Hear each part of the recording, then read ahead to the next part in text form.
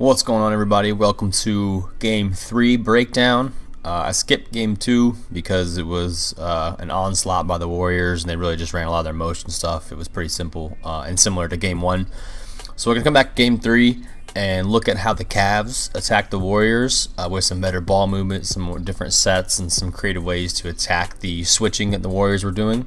The first set we're going to look at is a set that was designed for J.R. Smith to open the game.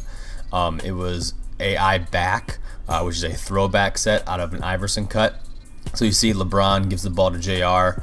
Normally this set would involve a guard, on this wing, cutting across to this wing.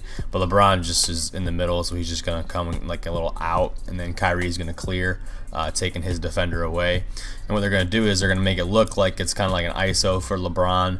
LeBron's going to look to kind of get a quick attack and just drive his man down here. What this does is this makes these two defenders at least think about helping. Bogut's going to sag off a little bit and help because Tristan Thompson isn't a threat to score on offense. Tristan Thompson's then going to come and set a little throwback screen for JR, who's going to take his man down and come off it and get an open shot. Ends up missing it, but it's a good creative way to get J.R. Smith going early in the game.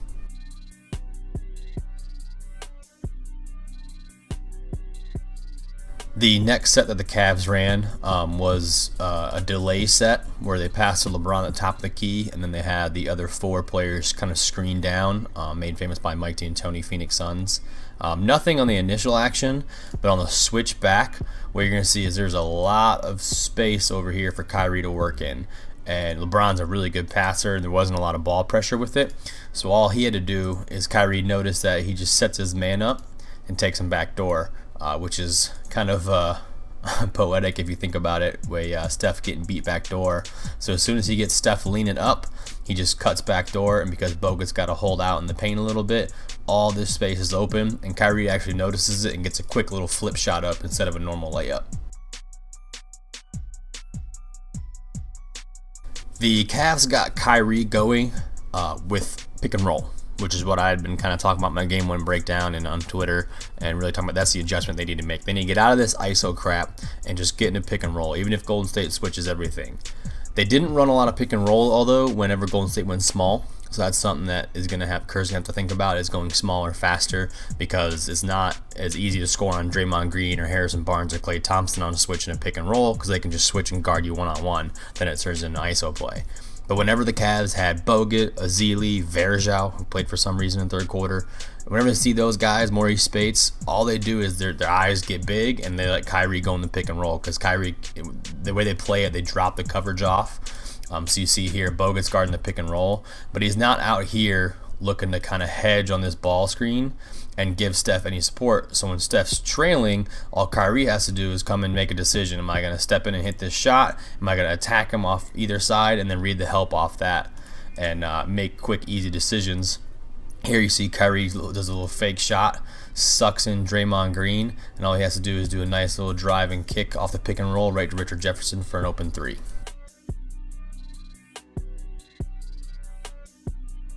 Next up in the pick and roll attacking from Kyrie was Ezeli, and Mozgov was setting the screen, and he did a really good job of coming to set this first ball screen and then coming and flipping the angle of the ball screen so Kyrie could cross over and look to attack back.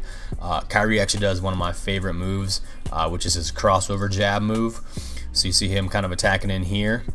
What he's going to do is he's going to drive in, make it look like he's going this way. So he crosses this way, jabs this way, and then goes real quick, real back to the left side.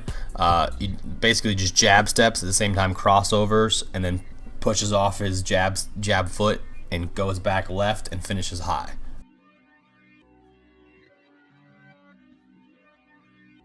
The next victim in Kyrie's pick and roll attack was Maurice Spates. And the Cavs did a good job of making sure he couldn't get out there fast enough with having JR set a little pin down screen for the screener. They call this action thumbs down 25. And if you ever see them do a little thumbs down, that's basically just having the big exchange. But if you do thumbs down 25, JR is a 2-man, Mozgov is a 5-man. So you go and set a down screen on the big who's setting the ball screen, which is what it really does is it allows the the screener to arrive alone, and then Kyrie can kind of make his decision off that.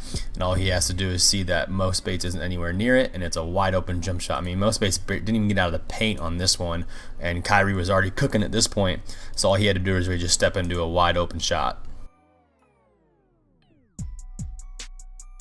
Similar action here where you see J.R. Smith's going to go and set a down screen for Mozgov. The only difference is Space does a good job of kind of getting around it and getting up a little bit further out.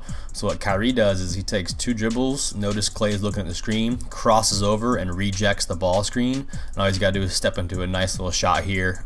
They actually do a pretty good job contesting it, but Kyrie was already on fire at this point, so he ended up hitting it.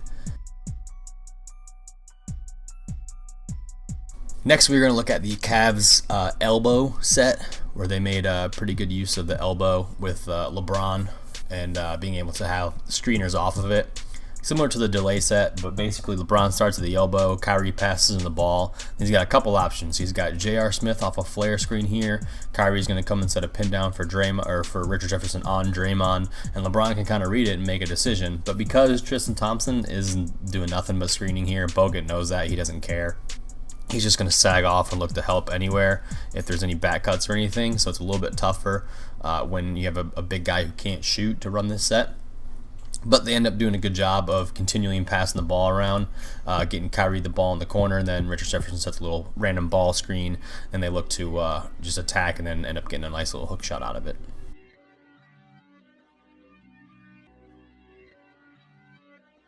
I do want to point out when Kyrie gets the ball here and he comes off this little ball screen from Richard Jefferson right here, what he's going to do is he's going to come off it, but he's going to be patient. He's not going to look to turn the corner right away and attack right away as fast as possible. He kind of stops, does a little hesitation, and then attacks real quick. That kind of freezes both the defenders and allows him to get the ball to Jefferson a little bit easier on the attack.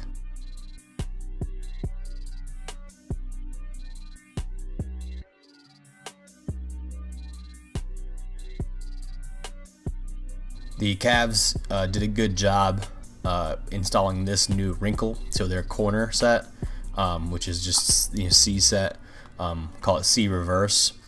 Normally you'd see both bigs in these positions, but the Cavs actually put Kyrie and then later J.R. Smith in these roles, in this role right here with either Clay or Steph on them. And what they're trying to do is get a little bit creative and be able to have Kyrie or JR set the ball screen and receive the pass and look for dribble handoffs. In this case, they end up getting a switch, but in other cases, they look to get Steph on LeBron or Steph in the pick and roll, especially when he's already in foul trouble late in the second half.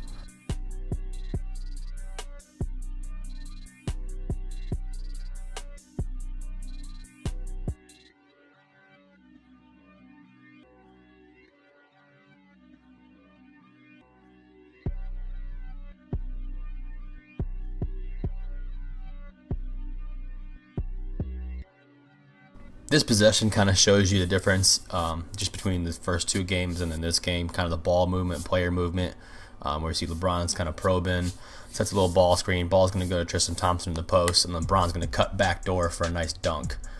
Another example of this is where Kyrie kind of gets stuck in the corner here with Steph and Dre icing him and not allowing him to get out. What happens is everybody actually touches the ball in this play. So Kyrie's going to kick to LeBron, Tristan's going to come up and set a ball screen.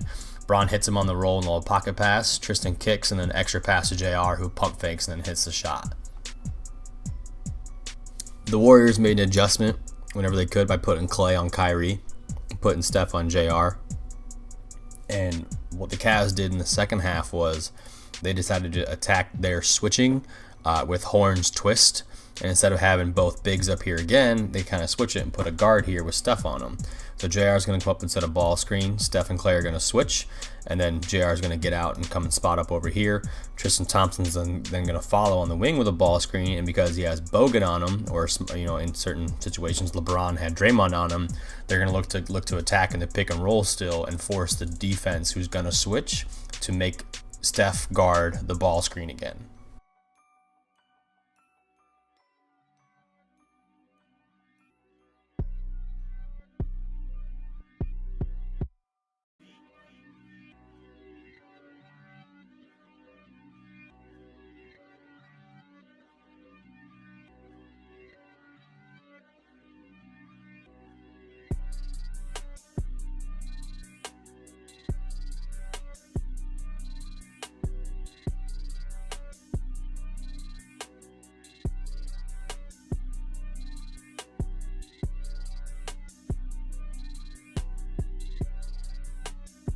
after a timeout in the fourth quarter, when the game was pretty much decided, but they just wanted, I guess, put a little dagger in it.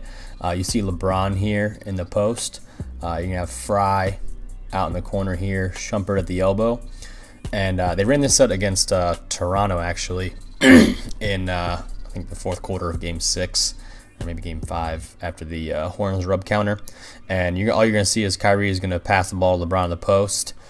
Both Shump and Kyrie are going to go and set a little double stagger screen for Channing Frye. It's a complete decoy is all it is. LeBron's going to take one load step and then attack the rim and off the ISO. And why this works is because you had the other three guys in that corner pulling the defense away, and then you got JR holding Steph, so he can't help, and it's just a straight blow by for LeBron. Although Golden State did get blown out, they actually had some pretty good sets early on and a couple later in the game after timeout mostly. They didn't really do a good job in their flow offense, and Cleveland did a really good job defending it, I should say.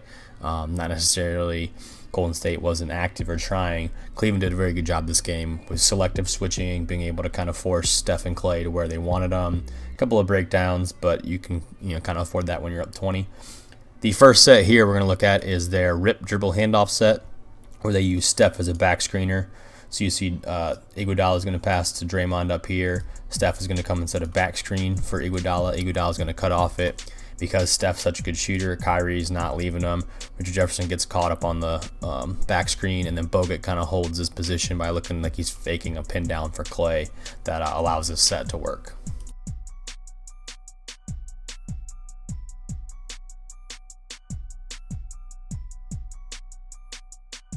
The next set we're going to look at is a set for Mo Spates. They run this a lot for Mo Spates if he's in the game, usually late in the first, early second quarter, especially if he has a big guy on him. Like here, he has Mozgov on him. And what you're going to see is typically this set is just a zipper pin down. Livingston cuts off a zipper cut to get the ball in. And then typically Bogut or the big will set a pin down for Clay, who's going to look to curl and get an open shot. In this scenario, because Mozgov's not as athletic as some of the other Cleveland bigs, what you're going to see is Thompson's going to come like he's going to come off the pin down. He's actually going to set a little pin down screen for Mo Spates, who's going to then pop to the three-point line for an open shot.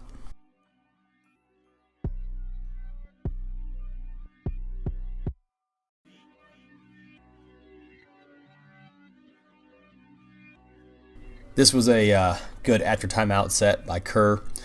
You're going to see Barnes come up and set a little wedge screen for Clay. Clay is going to come like he's going to set a ball screen for Steph, and he's actually going to slip it to the wing out here and look to get an open shot.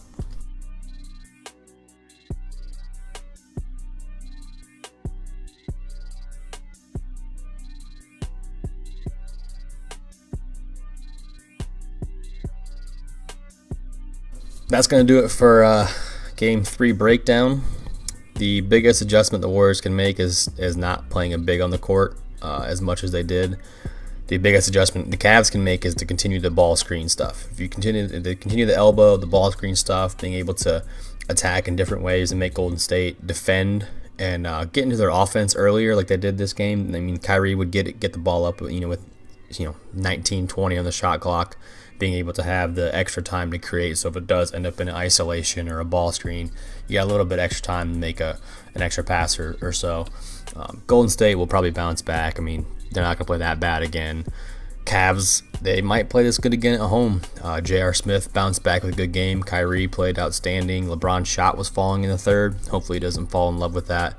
And we'll see what Game 4 has in store for us. If you got any questions or comments, hit me up on Twitter at HalfCourtHoops or drop a comment down below. Thanks.